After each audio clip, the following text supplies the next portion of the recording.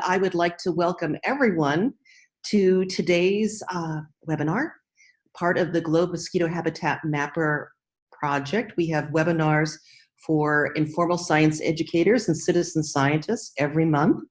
And today's webinar is going to be about using technological tools, digital tools, to organize, analyze, and map data. And we're really lucky to have a fabulous scientist as our guest this week. Next slide, dear Cassie. All the work that we're doing in this webinar is supporting the use of the Mosquito Habitat Mapper, and I know a lot of you have already submitted data. It's an easy thing to do. The app is available in your App Store. It's free. It's called Globe Observer. When you download it, all you have to do is register. If you have any problems, you can ping us and we'll help you. Once you have the app, all you have to do is go outside and look for places where mosquitoes can breed. On the left picture here, we have some folks that are in a bamboo forest looking at cut bamboo. That's a wonderful place for mother mosquitoes to put their young. In the right-hand picture, we have a couple guys who are looking at a drain in a sidewalk, and also an incredible place to find mosquitoes. Once we took the sample, we counted how many mosquitoes we got in our sample. Then we took them back inside, put them on a paper plate, connected our microscope, something like this, to our phone, and then looked at the features of the mosquito to determine whether or not we're able to identify it and whether or not it's one of the species that can be potentially vectors of disease. Once we're all done with that, if it's a container, we ask that the participants that are using the app take the habitat and dump it out, because when we get rid of those sources around our homes and where we work, we are eliminating some of the mosquitoes that can bite us. And this is because the mosquitoes, many of the mosquitoes that are found in containers are also mosquitoes that don't fly very far, maybe just 60 or 100 meters in their lifetime. So when you get rid of the mosquitoes around your house, you protect your family and you protect your community. Okay, next slide, Cassie. Today we have just two topics. The first one is I want to announce a really exciting challenge that has just launched this past week, Go on a Trail. And then after that, we're going to be hearing from Dr. Becky Boger. So I'm going to start just by telling you about another opportunity that you have to do what you're already doing, collecting mosquitoes, but how it can also be used to be part of a broader community and another fun opportunity this summer. So next one, please. So here's the historic background. We have a project which is called Go on a Trail. And it's actually been developed because we have historical trails that are part of our National Park Service system. And last year they had their 50th anniversary of these trails. One of the most famous trails is the Lewis and Clark Trail, which was followed along the Missouri River.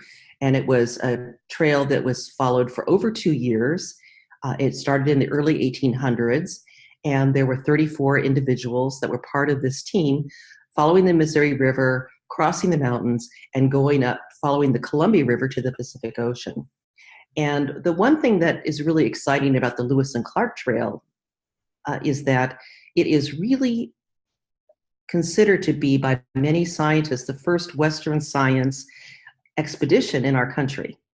And the reason we say that is because the individuals, Meriwether Lewis and William Clark, both were skilled and trained in botany and in animals. They knew how to use survey instruments. They brought with them many maps, and they were charged by the president to record all life, fossils they saw, minerals they saw, soils they saw, plants they saw, so that they did a little bit of an inventory of this new found land that was part of the Missouri region and part of the Louisiana Purchase. Okay, let's take another slide. And here, one of the things that's exciting for me was when they discovered this, they talked about this go on a trail thing. I went, oh, that's exciting. I'm just going to read these journals. So when I was taking a road trip, I sat and read the journals. And do you know that there are many, many observations that they made about mosquitoes? In fact, there are many more observations than the ways they spelt mosquitoes. There are at least 17 ways they spelt mosquitoes, which I think is kind of fun. They are always talking about how they are very troublesome. And in fact, this is before people knew that mosquitoes could cause malaria. And in fact, we do know that some of the individuals on the campaign did suffer from malaria, and they brought medicines that would help to remedy the symptoms of ague, bad air, which is what they thought caused malaria at that time. But if you go through the journals, you'll things like this: mosquitoes were so numerous I could not keep them off my gum long enough to take sight, and that way I missed what I was shooting. And there are just many, many of these things. So there is a lot of information along the Lewis and Clark Trail about where there were mosquito sightings. Cassie? So if you think about the Mosquito Habitat Mapper, using that along the Lewis and Clark Trail, there are a couple things that are going to be very interesting. You can go to the campsites, which we have on a map, and you can see, okay, what do I see here? What is the vegetation like? What are the mosquitoes like? And with respect to mosquitoes, we expect those habitats to be very different over the past 200 years. And why? The answer is because, 200 years ago, the Missouri was a wild and woolly river, and it would have flood stages. It would have these amplifying loops so that they would migrate 3, 4, 5 miles in a single season.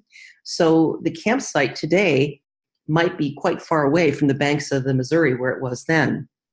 And also, another thing that's happened to the Missouri is that the Army Corps of Engineers has created a lot of impoundments and dams. And by doing that, they have sort of tamed the river. And so what this means is you don't have the same development of wetlands on either side of the bank. You don't have the motion of the river that's causing the erosion that would cause those changes. So those are all really important things that we can compare. If you take an observation today where Lewis and Clark were 200 years ago, we'd really like to know how is the environment different from today? What are the mosquitoes like? Is it even a place where you expect to find mosquitoes? Are you in the middle of the cornfield? So that's going to be very interesting, and this is the challenge that you have. Next one, Cassie. Another important part, and this is really the focus of the Globe Observer along the Lewis and Clark Trail, is land cover. Land cover has changed tremendously. And at the time of Lewis and Clark, more than 200 years ago, we had tremendous open and unbroken prairie. And the prairie took up more land than any other ecosystem in North America. Today, it's been broken into parts. You have a little bit of prairie here, then some farmland, then a little bit of prairie here. And the tall grass prairies is now less than 1% of its original range. And so by taking an observation of what the vegetation is like, where you are making your observation, we can compare that with what the Lewis and Clark folks had at that time. And in their journals, over and over again, they will say things like, there's prairie as far as the eye can see. The grass looks like a bowling green that is extending in all directions. So we can compare those observations from long ago with today.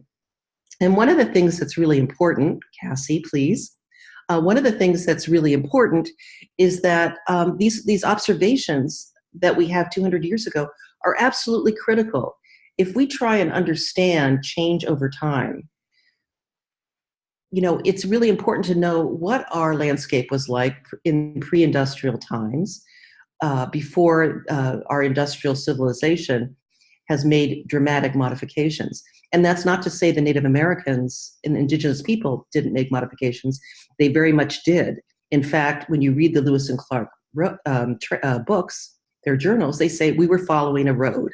Well, those roads were the roads that were set up by the Native Americans as they were traveling from site to site. In addition, you may have heard of Sacagawea, who was on our gold coin in the US. And she was a young woman who was one of the translators on the team. And her knowledge of native plants and edible plants kept this group of explorers from dying of starvation. So there's a very important indigenous component to this work as well. Finally, there is a really cool scientist. He's now emeritus. His name is Daniel Botkin, and he wrote a book about the Lewis and Clark Trail. And one of the things he says, if we don't understand what was like in the past, we're not going to know where we're going. So that's why it's really important to see what's happened between now and then. So the Globe Observer app is a great way to begin to make that comparison in a systematic way. No one has done that before. There's no research out there. And I know because I checked. So this is one way that we can really contribute. And in the same way that the Globe Observer observations that you take today can be compared with those in the future, we are, able to monitor vegetation change, mosquito change, and through that also the climate changes that we are now experiencing today. So I just like to let you know, go ahead and try and find out about Globe Observer, go on a trail. It started June 1st. It runs till September 2nd. You don't have to be in the US to participate in this challenge. You can win in one of two ways. You can use Globe Observer to map as much land cover as possible, and the top data collectors at each globe region will be recognized. Or if you're in the US and you are close to the Lewis and Clark National Historic Trail, which has now been extended from Pennsylvania, Pittsburgh, Pennsylvania, all the way out to the Oregon coast, and you make observations there, that's another opportunity to get a certificate, thank you, of recognition, a prize for participation. There is a link down here on the bottom right from the National Park Service where you can find more information, or you can always just ask Dorian, Cassie, or myself about this event. Okay, thank you so much for being part of this little service announcement. I'm excited about Go on a Trail, and I plan to actually make a little trip up to the trail and spend 2 or 3 days doing my own observations. So maybe I'll see you there. Okay, next slide, Cassie. Okay. This is just a data dump of some of the data that we have for mosquitoes, just to show you where we're beginning to find some mosquitoes. But I'm using this as a way to introduce our new guest, Dr. Becky Boger. Dr. Boger is a professor at Brooklyn College. She is a very accomplished scientist. She's been doing work in the Caribbean for many years. She has a number of graduate students that have been doing work with GIS, and she's a tremendous resource for us, especially for those of us who are interested in looking at the globe data and using that data to conduct our own analyses. And so the reason I have this picture up is this is what you're going to see if you go to the globe data, the visualization place. This is the map that everybody can get to. But today, Becky's going to talk about how you can make your own maps and look at data in the way that's most useful to you. Great. So without further ado, Dr. Becky Boger, we'd love to hear you talk about what you're doing. I just wanted to say here is a wonderful picture of Becky who goes to extreme lengths to find mosquitoes. This was a picture that I took when we were in the Peruvian Amazon. And she says, wow, up there are places where we have these epiphytic plants and they might have water in them. I want to see if there's mosquito habitats up in the tree. And I said, well, I'm not going. And off she went. Okay, Becky, it's up to you now. Thank you so much for being with us today. Okay, great. Thank you for that introduction. And now I would actually like to use my screen. So if you could, Cassie, if you could stop sharing the screen, I will go to share my screen, because I'm going to be going back and forth with PowerPoint slides and online tools. So now let me get share here. Share, I guess that's just it. Share my screen. I'm going to pull up the PowerPoint slide. Oh, let me go to the very beginning. Yes. So now now that you've collected all this wonderful data, and also many other people have been collecting the data, what do you do with it? And so I'm going to go through some of the ways that you can use the data. First, by looking at and using the tools on the GLOBE website to explore, do preliminary exploration, to then learn how to download it, to examine the data in a spreadsheet program such as Excel, or it could be other programs that you use, and some of those being open source, and bringing it into a mapping program. There are different ones out there. What I'm going to show you are, again, free or open source data mapping tools. I'm going to show you the public version of ArcGIS Online, which is an Esri tool, looking at how you can make some web maps with it, bring in the data from the HabitatMapper, as well as making then what we call web applications, such as story maps. And there's all sorts of different applications that you can do with these publicly available resources. So I'm only going to be giving you a tasting with this introduction. I'm also going to show you how you can bring data into Google Earth, and ArcGIS has a relatively new tool, which again, you can have a public account, meaning you don't have to pay anything or being part of an organization, which they call ArcGIS Earth. Some of the features are similar to Google Earth, and some of them are different. So you can get, again, a tasting, see which one it may be most appropriate for your context, what tools you have available, and so forth. So what I want to do is, again, how do you first access the data? And there are some ways that, and let me go here to the full screen. I'm going to show some PowerPoint slides first and then move into the program themselves, and keep my fingers crossed that I have no hiccups with internet connection. That's always a challenge, so that's why I have the PowerPoint slides to at least start with. So with the GLOBE or the Go Mosquito HabitatMapper, you have submitted your data, and it becomes part of this large database, and you can visualize and retrieve the data. And so this is, when you go to the home page, you go look at GLOBE data, you have the drop-down list, and you choose the retrieve data. But I'm first going to backtrack a little bit, and I'm going to suggest that you first look at what Rusty showed you in some of the visualization tools in the GLOBE website to see if you want to make a subset of that. There are lots of data points out there, and you can do a dump of all the data. Some of these free tools will not have the capability to ingest the full data set. It's too large for the capability. So you need to have one that you have a subscription to that enables additional capabilities, such as accommodating larger data sets. So I would suggest first to look at the data within the GLOBE visualization tools, and and there's a wonderful tutorial there for you if you haven't used it, that you can go through that gives you step-by-step instructions. And so looking for the GLOBE Mosquito HabitatMapper data, which is under Hydrosphere, which is not necessarily intuitive, but that's where it is. And you have different options of looking at it, either looking at a particular day, or you can look at the total data counts, all that's been submitted for the entire period, or a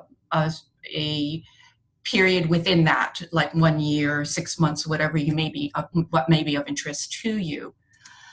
What I'm going to do is, because I practiced beforehand, the entire data set that the GLOBE has of all data is too large for the public versions of ArcGIS Online. So what I did for the purposes of this activity or demonstration is I just pulled out the data from the USA, okay? Let me also show, and we'll look at the data in Excel spreadsheet and go through that in Excel as well as in a table. You can examine the table of data in the mapping program as well. But within dealing with photos for particular sites is a little bit more tricky and a little bit more cumbersome to deal with. And so I want to go through that. And I wanted to point out, though, that within the GLOBE visualization tools, you can click on any individual site and see all of the different lovely photos that have been collected for that site, for that particular data observation. And that includes photos of the water source, and it can also include photos of the larvae itself. And the photos of the larvae itself are particularly important for those like public health officials who want to use the photos as validation of what has been identified as the mosquito genus. So I'm pointing that out in case that is something you would like to do. It's a little bit trickier, or not trickier necessarily, a little bit more time consuming. You can't do a blanket step to look at the photos for the data corresponding to the data, the other data itself. Getting back to, so that's some of the visualization tools that you can do to preliminarily look at the data in the GLOBE website and to identify what's all of the data or what subset of the data you might like to download.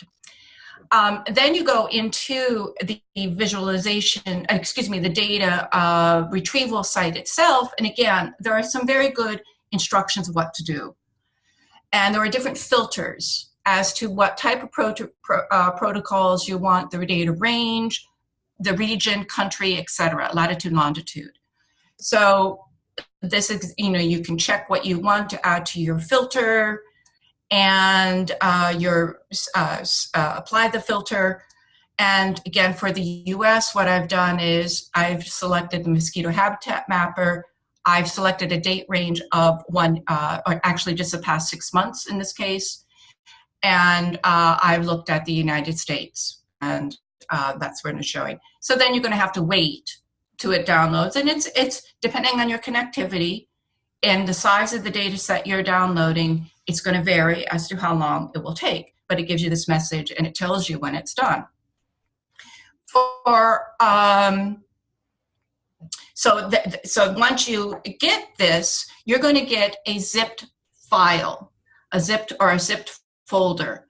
And if you haven't used zipping before, it's a data compression technique to speed up the file or the data sets or whatever, or it could be a bunch of files. It could be one file that is zipped to compress it, to make it smaller, or you could be zipping together multiple files into one blob, if you want, that's then transferred to your computer on your hard drive, or the hard drive on your computer. So you get what is called a zipped folder. And what you have to do with, let me go back to that other one, what you have to do when you get a zip folder, and if you look at the, let me see if I can point it here, you'll get something that says .zip. You can then, at least in, and I think it's Mac, I'm more of a PC user, so some of the things that I'm going to be saying may be particular to the type of platform that you're using. So it might be a little different depending on your computer and how it's set up. But for, again, what I have set up, and for the PC, you just right-click on that zip folder, and what you're going to select something called Extract All. And what that then goes into that zip folder to extract the file or all of the files. And you need to do that in order to bring it into these different programs. Okay, so that's an important step that often when I'm teaching classes that students forget or are not aware of. So the zipping of the folder can be, if there's something not working, it's not showing up, why is that? Make sure that you have unzipped the folder. Okay, so now you have, if you open it up, you're going to get a comma delimited file, and that's a good file to use. The extension is .csv, okay? And it's a table of data that you can bring in, and this is being brought into Excel. And again, you can use different spreadsheet programs, that's up to you. And you'll see the data that's all there, and you have the headers here, up here, and all of the various columns of data, and the various data records or entry are the ones that are going in the rows of data. Now, I would suggest that you look at it in the spreadsheet to examine it, to get a sense of the data, and look at, in Excel or whatever. And you might even want to what I'm going to say, clean up the data. Now, you could bring this in, and I'll show you later, indirectly without doing anything to these different programs. Although there may be some parts of the data, there may be errors associated with it, or some formatting that needs to be changed. That might be better done in Excel spreadsheet versus trying to do it and troubleshoot it within the mapping program that you're using. So these are some of the things that you might, I'm not going to go through these in detail, but these are some troubleshooting problems that you might need to do to clean up a globe spreadsheet or any data set that you're bringing into a mapping program. Sometimes mapping programs have trouble with the heading, the heading, the title of the different type of data, such as a longitude, latitude, elevation, the mosquito genus, and so on. You might have to remove spaces, don't use any special symbols. Sometimes there's a character length. You might only be able to have 13 characters in the title or the heading of the data set, and so on. So, just be aware of that. If it's not working, this might be one of the reasons why, okay, that there's some errors sorting out. And sometimes you can even have trouble within the data. Some programs don't like the use of the word null. And when you download a globe data set, there's null. You might just want to replace that in Excel with nothing. They would prefer nothing than having a null, because they don't like some data programs do not have the capability of interpreting what null means, in particular if there are numerical values in that column of data. And so it might not be able to bring it in. So again, these are just some of the things that you have to be aware of when you're trying to work with data. You have to become a bit comfortable with working with these spreadsheets of data and working with mapping tools. It's all about these spreadsheets of data, because that's the backbone of what you're bringing up to visualize in your mapping programs. So just, again, be aware of that. So, okay, so now you have a data set that you want to bring in to a mapping program, and you want to integrate it with other data sets and do all sorts of wonderful things with it. So one that you can go to is ArcGIS Online, and their URL is here. I also have it on the back. You can sign up for a public account and then use. And there's a lot of good features in it. And it may be the starting stone for wanting to go into get a subscription and to be able to do other things. Okay, just to quickly show you, and then I'll go into the actual program. When you open it up, you're going to then learn how to bring this CVS file into the program. You're going to be able to symbolize it in different ways, symbolize it, make it look different. You're going to be able to search for other layers to do things. You can make presentations, and then you're going to be able to make a map application such as a story map. And so I'm going to be showing you what's shown up in these red, on the top. At the top, to the left is called your table of contents, which is where all your data files that you're bringing in. And for instance, at this top one, you can see the globe measurement data that I've brought in for the United States, and this is what the sites that I'm going to show you. And here I brought in other data sets. With that, I am going to now switch to ArcGIS Online. And Rusty, I guess, or Cassie, you're going to have to keep me on track if I'm starting to run late. You let me know, okay? So let's bring up ArcGIS Online here. Oh, yes. Here we go. Where am I? Oh, I don't want that. Come on. Just one sec here. Okay.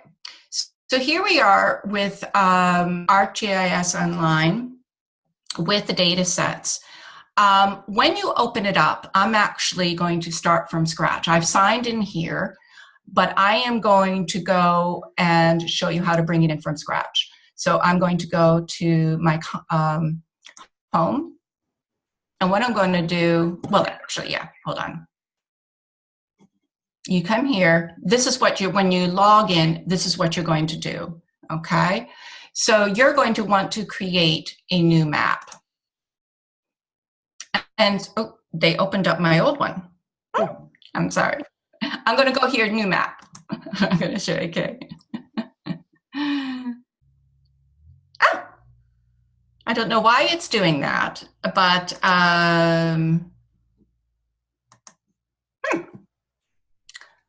that this is, you know, this is when you try to do things live. Sometimes these types of things happen. But I'll show you how to, okay, what I'm going to do, now I'm going to backtrack. I'm going, yeah, here we go. We're back to my map. What I'm going to do then is just show you the data, how to bring in the data that I already brought in. Okay, so you would go add, and you would go add data layer from file. Okay, click on that, and these are the different file format options you have to bring in. And so the one that we're dealing with, another common one is shapefile, but what we're going to be using is the CSV file. And this is allows you to bring in point data set if there are geographic coordinates with it, latitude and longitude. And with the globe spreadsheet that you download, there's latitude and longitude in it. So you just navigate to where it is. This is actually a different one here. I will put in Globe webinar here, and I will bring in that, and I'm going to import the layer. And so I didn't clean this up, and so there might be some problems with it, that it's not bringing in everything that is there or possible. But nonetheless, there is a lot that's being brought in. So this is, now it's there, and these are all the points that that downloaded from the Globe website and looking at it. And these are all the different fields. What I call fields are the columns, the different data type that you go along, that you collect when you answer the questions for the Globe Habitat Mapper. Now, if you look at them, they're very, this is something you might want to clean up in your Excel spreadsheet. They're very cumbersome headings. You know, you have as a title, Mosquito Habitat Mapper comments, Mosquito Habitat Mapper data source. With, you know, so these are some things that you might want to clean up when you're in the Excel spreadsheet, is make the field headings more understandable or smaller, neater. It just looks better. And you'll see why in a little while, in later too, why I'm suggesting that. So, okay, so this one that I just brought in up here, and the one that I brought in before, okay? So, as I've said, I'm gonna just knock that one off. With the ArcGIS Online, I just randomly chose, here you're looking at globe map data, the data source. So, or not the data source, the water source. And so looking at pond, and each one is symbolized differently. You have the option to do different symbolizations. There are different icons here under the file. One is dealing with the table. I'm going to open up the table, and here's the table. I have to move this up here with the different headings for the names of it, and you can see how some of them are long. The data, when it was taken, the water type source here, whether it's artificial, container, the water source, dish or pot, so on, whether they've collected eggs, the count, whether they saw pupa, so on, all of these different questions. One of the problems, though, that we're going to get to is dealing with the photos. When you bring them into ArcGIS Online, they don't recognize the URLs, and I'll show you that as well. and then comments and so forth. So here there are some basic function of selecting records. You can click on this and see where it shows up. You can then click on this here, and there will be a pop-up menu that shows you the data for that particular observation or that particular site. You can select multiple ones. You can put them in ascending or descending order if you want to select certain ones and look at them. So these are some basic things or some applications that you can do for exploring the data. Here is dealing with the symbology, and you can then identify what field, what data element you want to explore, and there may be different options that you have, the transparency, the visibility of it. You can click on this, have different shapes, sizes, and so on, okay? So that's looking at the different ways of symbolizing. You then go, that one I won't get into a tool, we can't use that right now. Looking at more options, one thing that you might be interested in is how to configure the pop-ups to make them look nice. If you're kind of going to have an interactive map, you can change this, and there's a way of configuring attributes. For instance, although there may be 30 fields, data fields, you might not all of them have data, or not all of them are necessary for what you're trying to do with your mapping application. So you might decide that you don't need you can uncheck them, all of them, and then decide, well, I really don't need the exact date, for instance. I don't need the data source that just tells me that it's the Mosquito HabitatMapper. Oh, so I do want, let me backtrack here, I do want the latitude and longitude and elevation, but I really don't need to know that it's Mosquito HabitatMapper. I want to know the water source, type, and the water source here. And for instance, that's all I really need, okay? So you can clean up, and I'm going to say, okay, there. I click on one of here, and that's all that's going to show. It's much neater. And you can change the wording of this here too, to say water type and get rid of that. So there's different ways of dealing with that to make it look nice, okay? So, okay, you're exploring the data on your own, and you're looking at it, and you can make up nice little pop-up things and all that. Well, I really want to look for other types of data and see what types of patterns I might be able to get. To see with, I don't know, precipitation or temperature. You want to see what's going to happen with the climate change scenarios. You might want to zoom in into your locality and look at demographic data. All sorts of things are now available for you at your fingertips. So you're going to look at, and one that I would really suggest is, first of all, browse living atlas layers.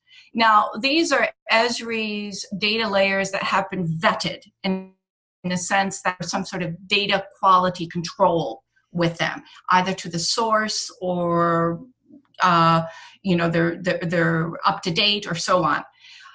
You can access a lot of data that may be questionable in its quality. So just be aware of that you might have a lot of different data successful, but the data quality may be of question. So I'm looking at the Living Atlas, and I'm going to search, and I'm going to say precipitation. And I'm going to look, there's different precipitation change by 2050. That might be something that I want to look at. You can get things that are live feed. If you want things in time, that's available to you. You can look at monthly averages. They're going to be in point data, very high emission scenarios, all sorts of things that you can be looking at and bringing into the data and looking at it with your other data sets. I'm just going to look at some others. I'm not going to pull them in right now because I pulled in a couple, but just to show you. Let's say you want to zoom in a particular location maybe you're doing a field campaign or you're working with schools in other locations, Washington, D.C. I want to look at the demographic data for Washington, D.C. and where people are finding mosquito larvae. And so I might look at population, demographics, click in here, see what comes up. Population boundary, Esri density, congressional districts, all sorts of things that you might be able, and then you can see, when you click on it, you can get information about it. So you can really start to explore different ways. This way you can get into all sorts of demographic, environmental, and human type of information, and looking at those human environmental interactions that are so important in studies such as dealing with mosquitoes and how you eradicate the problems associated with mosquitoes. So here I just again pulled in a couple to show. It might sometimes take a while to pull up, but you can just look at what's going to happen here. This is looking at precipitation change. I'm going to zoom out, and you can look at where mosquitoes, where are they now?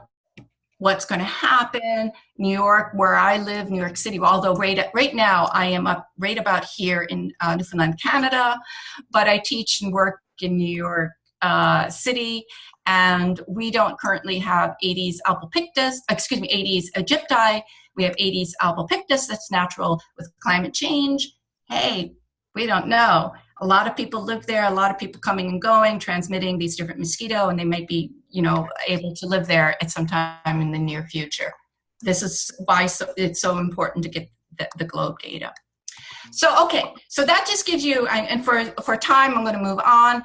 Okay, so now I've got the map, and I've done some explorations and whatever. You save it, and I would save frequently, just in case you're in connection line, you don't lose your data. And then saving map to map content, okay? What I'm going to show you is how you make your map applications. Okay, so then you have to share your map, okay? So you go into share, and you want to make sure that everyone is clicked. And you're going to get a short URL. Don't copy and paste what's up here. This is a very convenient short URL. You can embed it in a website if your students or whomever are wanting to build a website with maps or whatever. And there's all sorts of applications that you can build. Explore these on your own. Just many of them I haven't. One of the most popular is dealing a map story.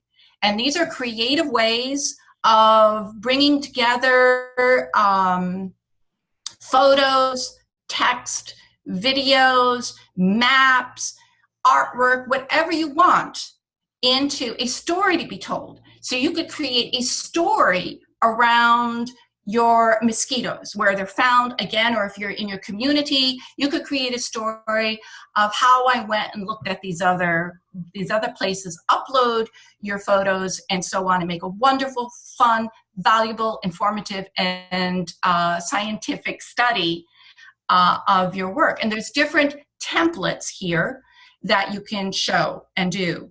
And one of the basics is Map Story Tour, in which you have a bunch of photos or other things that you're bringing in, and then you have different locations and a map that you've created. When you do this, and each one you're going to be creating, you'll get an interface like this. Go mosquito data. I'm just going to take right now what is there, and they create the web application. It takes a second or two, again, depending on your connectivity.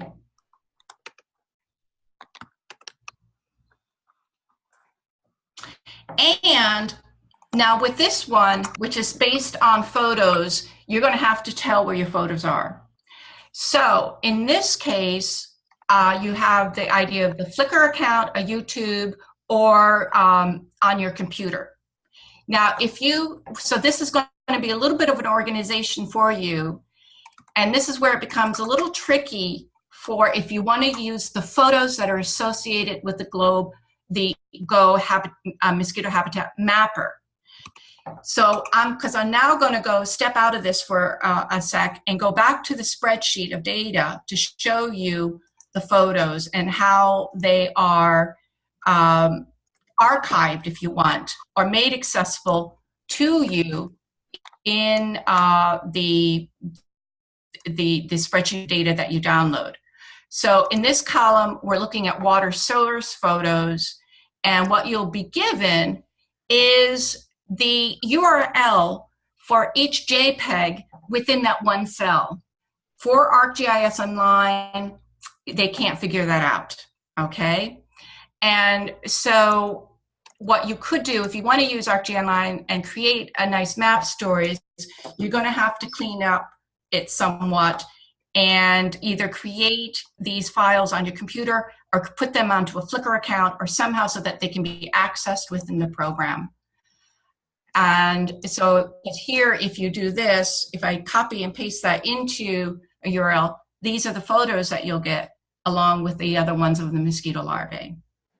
But it's doable, but this takes a little bit of time in terms of dealing with the data, merging the different data formats and how they can be integrated with each other. So let me get back to the, so here. So I'm not going to go further with this because it takes time, and I'm going to run out of time, and I want to get to the Google Earth. But so just to give you that hint, there's just explore all of the different applications, okay? And there is a wonderful website too that you can go to for the Esri map that and where there's a Esri the map stories, and there's all different examples that you can use. Okay, how much more time do I have, Rusty? So I don't want to. You're doing just fine, Becky. You have another 10 minutes. Okay. Well, that's good because I want to now move on to Google Earth and Google the other one, the ArcGIS one. Okay.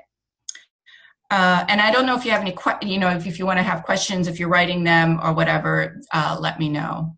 Okay. Let me go back to my PowerPoint presentation and just make sure. Or here's the link to. I'll just show you the link to the story maps. I made it in here. Yeah, so this is a wonderful way to explore the different types of story maps at this website and look at what maps or what format templates that you might want to use and get ideas for that. Go back to here. Okay, that's going back here. Okay, and when you get to, you have an account, so you can also, in your ArcGIS Online account, you're going to have something with My Content, and as you build the different web maps or the web mapping applications, and there's something also feature layer that you can create, you're going to then get into having to do a bit of data management. It can quickly get out of control. Okay, so now I'm going to move on to Google Earth and show you some of the applications within Google Earth. Okay, and Google Earth may be the program that is most familiar to people. So let me open up Google Earth here. Okay, and this is a bit of a pain. Let me get rid of this here. I don't know. Okay. So with Google Earth, you can have an account or just use it without an account. And I've signed in here on my Google. I have a Gmail account, and you can quickly access it through your Gmail account if you have that one. But if you look under File, you have something called Import. And so you can go and bring in your CVS file. I'm not going to do it because I've already done it. Now this program, the Google Earth, you can actually use it has a capability of using the entire data set of the globe data set. So you don't need to subset it. It has the ability of using it or incorporating it. So here I've brought it in.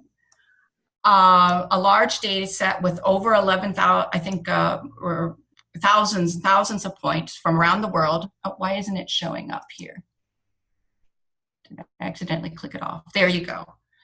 And for each one of these, you click on it, and here's all of the data that you have. And those that have, let's see, this has a string of points here, they have the capability here in the Google Earth to access the photos. So you can then click on a site and look at the photos, okay, which the other program with the ArcGIS Online you can't do. So this is something that is of benefit, or give or take, decide what you want to use. So there's great way, you can subset and work with this in the Google Earth. Let me go back to here. I don't want to do that one. I don't work with Google Earth as much, so I'm not as familiar with it. Back to Google Earth. Here we go. So that's another great way. And you can do different symbolization. And one neat feature, though, with the Google Earth is that you can do a Google Earth tour. So you can record this set shows up here, and you can start recording, and you can zoom in a particular location and click on it, for instance, and open up and share that then with other people. So all this is being recorded as I move through this. So that's a neat feature. And there's, go ahead. And you can zoom in a particular location. Oh. So there you go. Okay, so that's all I'm going to show of Google Earth. Lots of quick features, very quick learning scale, and you're up and running and doing something.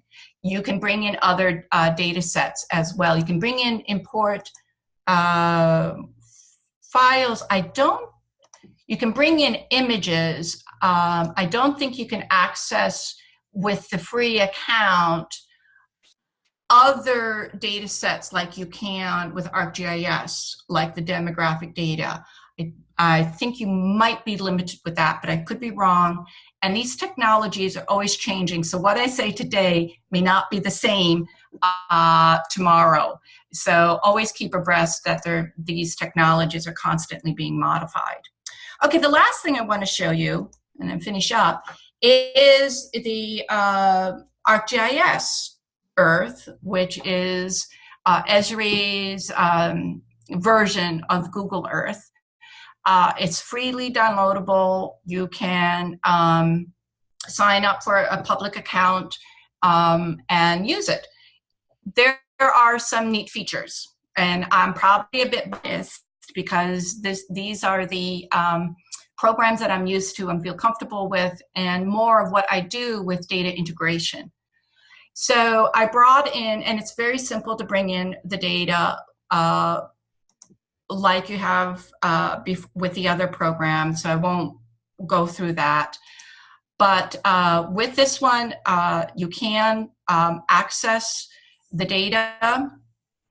And I wanted to see if I forget if they can get this photos here. Let me try a couple. I can't remember if you can access the photos. I don't think you can still access the photos. Like, oh no, you can. Well, it's not a click. So it's not as nice. So that is a nice feature in Google Earth that you're able to click on it and the photo will come up. So it shows that it's here, but you're not able to access it. So that's again, these pluses and minuses of the different programs.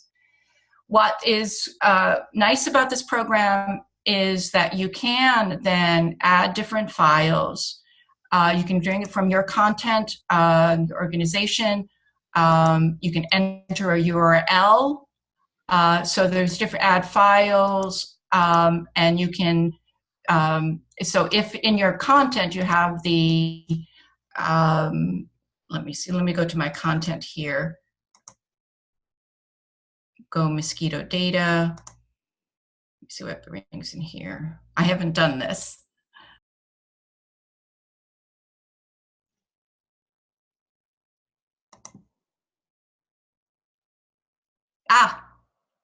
So what this has done, and I'm learning this tool too, is that it's connected to my ArcGIS Online account. So I'll be able to bring in different sets through my ArcGIS Online account of what I just showed you before. So more possibilities of data integration. You can draw point line polygons. You can do that in Google Earth too. You can do measurements. You can share it with your email, and you can do elevation profiles, lines of sight, and view sheds. Lots of things to play with and learn from, and do with relatively little investment of time and effort to do make some very neat maps, applications, those web-based applications. If you're teachers, I think I use them a lot now in not just my GIS classes that I teach, as assessment tools. They're very creative, students love them, and they're learning a lot while they're doing them. And this is great for scientific research. It's a great way of presenting your scientific research, again, in an online form. And if that's something that is possible with you in your context, then these are great tools for you to use. So I guess that's it, unless there's other things that you want me to show. I think I'm also running out of time, but I didn't know if you want to leave a few minutes for questions or anything else. I'm here. Thank you, Becky. This has been absolutely marvelous. And I just want to let you know that I think this is a fantastic tutorial. Everybody can actually access the tutorial in the webinar archives, and you provided people with an opportunity to have a step-by-step way of going through and doing this for the first time together. If anybody has any questions for Becky, please just tap them in the chat, and she's here for a few minutes. I also wanted to put Becky on the spot and ask you if you might be willing in September or October to do a second webinar where we might actually import some data and show people how we can do the analyses, because you have such a wonderful way of describing the features and doing it in such a very uncomplicated, stepwise way. I think it's really, really valuable. Great. Yeah, no, that would be great. The more way we can, create spatial literacy and using these tools, for it. So data collection is one thing, but data exploration, mapping, and all of that, that's where the excitement really comes in. So I'd like to share that excitement with others. And you do make it really exciting. And what we'll do also is we will ask people to watch this video before they go to the next, before we have the next session. So you can sort of, start where you just left off here and get into some of the more complicated stuff. This is fantastic. Becky, there's a question. Yeah, someone just asked. Okay, somebody just asked if they are able to, they asked if we're going to be sharing the slides. Yes, we are going to be sharing the slides, and it will be in the web archives, and where those are is already in the chat. Kristen Anderson asked, would you suggest using this in a biology classroom, Becky? Sure, absolutely. It is looking, what I think would be. Sorry. No worries. Yeah. Sorry. Yes, for sure. Use it in biology. It would be great. You could take some detailed slides of the. Did I lose you? No, you're here. We see you. My computer's doing a little weird thing. So, but also, if you have students go out and collect data and explore the environment and the context in which these mosquitoes are found, and then they examine them in the laboratory, you can then look at, for instance, in your neighborhood, where are these mosquitoes found? In what habitats are they found? Are there different types of genera in different locations? What are the features? And you can then make an incredibly beautiful presentation showing where these mosquitoes were collected, what they found under the microscope if you're using microscope, and discuss these different mosquitoes and the habitats and the biology of where they are found and how they live. So I think that a biology class would be great. Okay, thank you. We are now over time, so if you have other questions, please go ahead and you can post in the different places that we're able to chat with this project. You have our emails, and we're happy to connect your questions to Dr. Boger. Becky, I want to thank you from the bottom of my heart. Wonderful presentation. I know that a lot of us, including myself, learned a lot today. And I really to you for presenting to us again sometime this fall. Thank you so much, because I think people will really enjoy it. Thank you. It was fun. So have a wonderful day everywhere, whatever time zone you're in. Okay, thank you. Thank you.